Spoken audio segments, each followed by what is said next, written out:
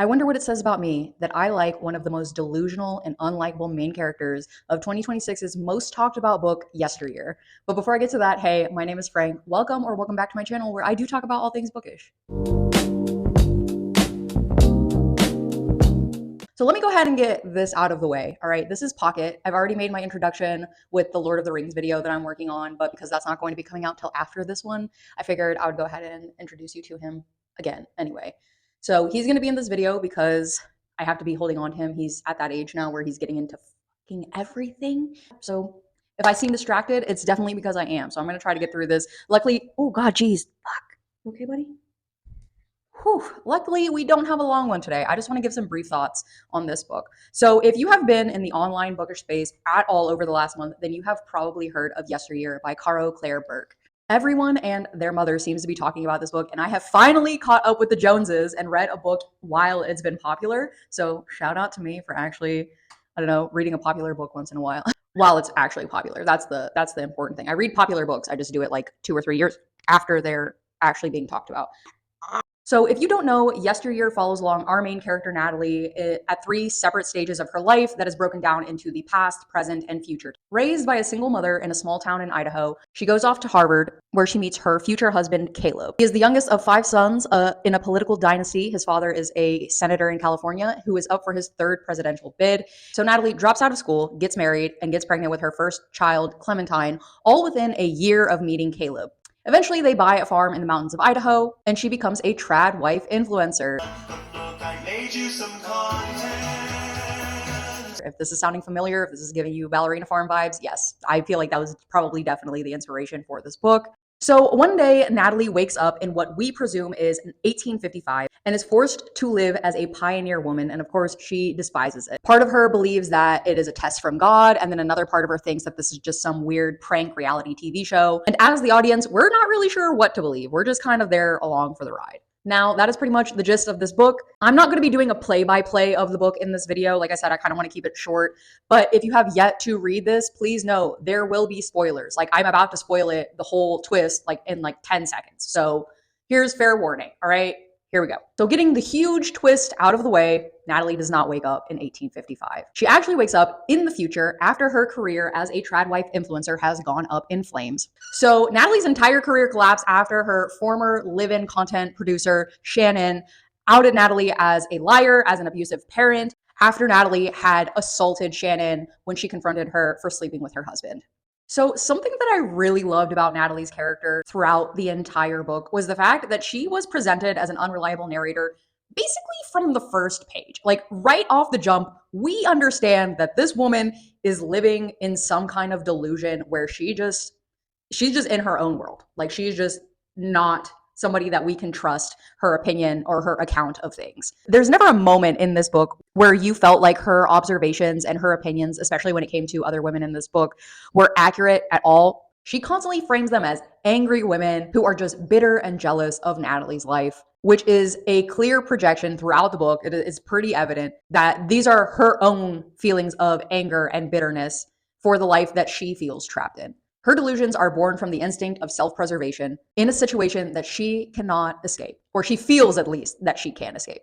And as the book progresses, those feelings grow more and more angry and intense just as the years progress. I feel like this is really evidenced in the way that during her freshman year of college, she teetered on the brink of trying to make friends and expand her horizons, which, that's something that happens to a lot of people at that stage of life. It's very common for people to go off to college, to meet new people of all walks of life, to grow and change and figure themselves out. And there is a moment pretty early on when Natalie first goes off to college where you think, okay, she's had a hard time in her life up to that point making friends, but then again, she was in the small town in Idaho. So maybe now that she's in a big city and she has the opportunity to just meet new people, that maybe she might become different, right? We, of course, know that that's not going to happen because we've already kind of seen a glimpse of where she ends up in the beginning of the book. So the flashback that we get of her being in college, we know kind of ultimately where she's going to end up. But instead, Natalie retreated into herself and into her old ways due to the anger and the resentment that she had for her peers. She thinks that they're stupid and that they're shallow and that the things that they want in their life are just, dumb, and that she obviously thought things were going to be different when she went off to school. And instead, she was just ultimately very disappointed with the girls and the women that surrounded her. Instead of her branching out of her comfort zone, what she does is she just continuously mutters under her breath about how stupid everyone, including her roommate Rena, is. So she has isolated herself and created friction with the people around her, and that starts to weigh on her quite a bit. She is feeling very upset and scared and alone, as a lot of people also tend to do when they go off to college. It's a new phase of life, and you kind of either expand and grow or you retreat into yourself. And Natalie retreated into herself. So soon after she crawls into herself, Natalie meets Caleb, and you can see her anger and her resentment against him specifically and her circumstances build throughout the book. You know, she gets married very early on. Like I said, she drops out after her freshman or sophomore year of college. She gets married and then gets pregnant pretty much immediately. And it's disappointing because he is not a very active partner. He is not a very active parent. And even though he is described as being good with children, being good with kids does not equate being an active parent. It does not mean that you're actually participating just because you're good with kids, you know, like, and that's pretty evident in the way that Caleb treats his life and his family, as that he might be good with kids and he might love children and everything like that. But that doesn't mean that he's doing the 5 o'clock, waking up in the morning and doing the overnight feedings and, changing diapers and all this other stuff. He is barely participating in their life. And that's early on.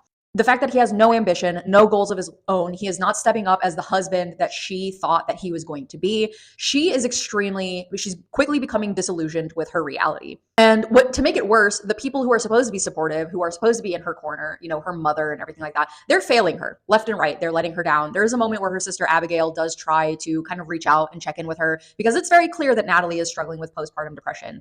And Abigail does try to reach out, but because of Natalie's state of mind, she just kind of swats Abigail away. She doesn't want to feel like she's a failure. She doesn't want Abigail to know that she feels like a failure. And so she just proceeds to act like she's all right and basically scold Abigail for even assuming that anything could be wrong.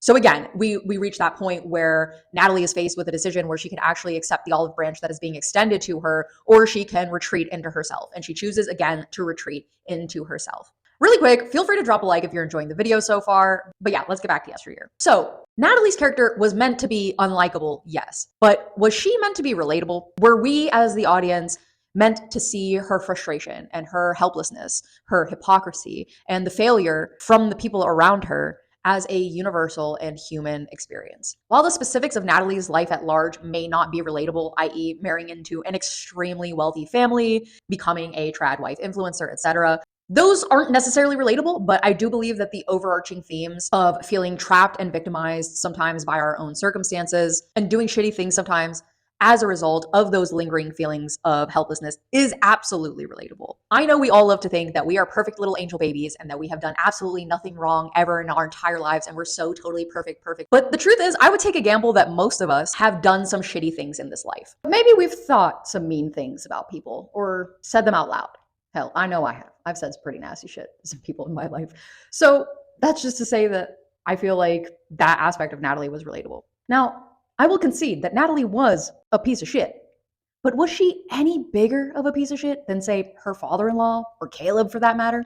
Hell, even her own mother was a hypocrite who failed both of her daughters because they both ended up marrying complete losers, one of whom, Abigail's husband, was an actual abuser.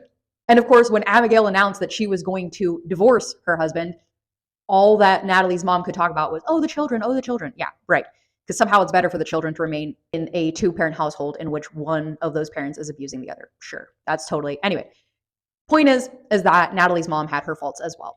Even Shannon, who prided herself on working for what she thought was a feminist icon, projected her internalized misogyny and sided with a man who had clearly failed as both a husband and a father. He was no more active in his children's lives than Natalie was, and he was just as guilty of abuse, if not more so, during those later pioneer years, because at least Natalie's defense was that she was drugged up and high as hell and was like experiencing memory loss. He was conscious the whole time.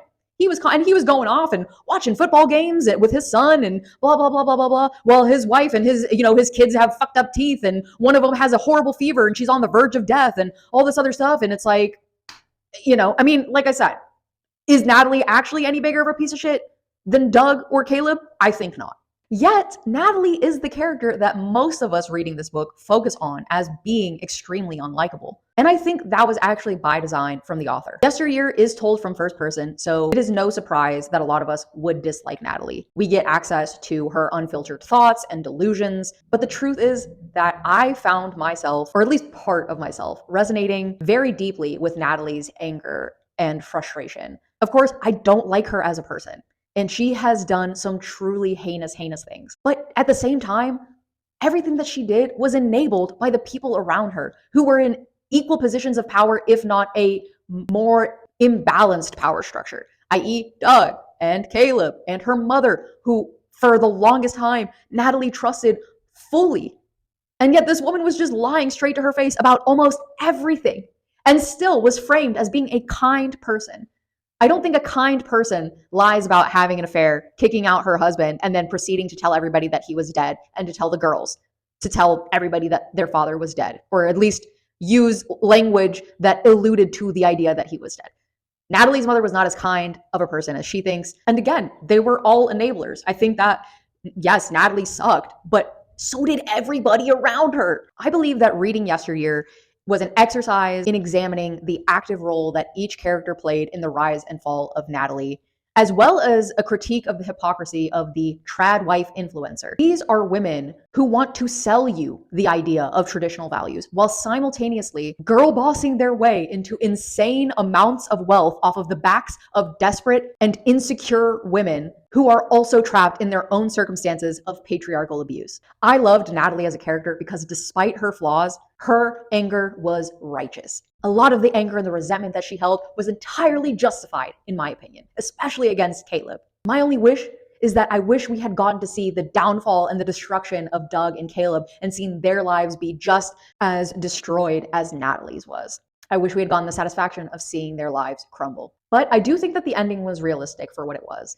Natalie ending up basically having lost her mind and in prison for all of the terrible things that she did does make sense, because I do think at the end of the day, our minds do some pretty remarkable things in order to protect us. And sometimes that looks like being an angry, nasty, delusional woman. If you have read this book, I would love to know what you thought of Natalie, or just, I guess, the book in general. Please let me know in the comments, because I feel like everything I have seen online is everybody just hating this woman. And it's not that there's not some validity in that. It's just that, like, her being unlikable, not only was it the point, but I almost can excuse it to a certain extent, because, like, whomst of us would not be a bitter, nasty bitch if we were in her circumstances? I think I would. I mean, I don't know that I would ever be in those circumstances, popping out kids and everything like that, like the way that she was, man. But if I was in those circumstances and I had the type of people around me that Natalie had, I'd be a nasty, delusional fucking bitch too. So, let me know what you thought. Did you hate her? Did you love her? Did you feel a mix of admiration and disgust for her? Because that's kind of what I'm leaning toward right now. Anyway, let me know what you thought about this book in the comments. I need to know. I actually do. Until next time, guys.